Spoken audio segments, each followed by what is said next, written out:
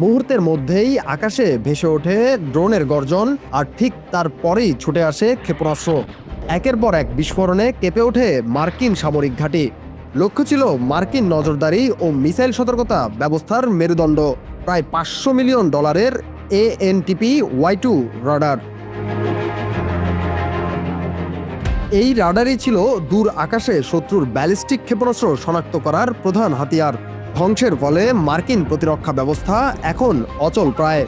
মার্কিন সামরিক কৌশল বিশেষজ্ঞরা বলছেন, এটি শুধুমাত্র সরঞ্জাম হারানো নয়, এটি মধ্যপ্রাচ্যে মার্কিন প্রতিরক্ষা সক্ষমতার উপর নতুন করে প্রশ্ন তুলছে।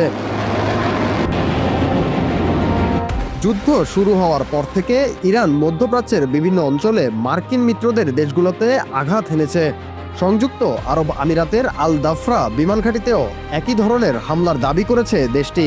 লক্ষ্য আমেরিকার গুরুত্বপূর্ণ নজর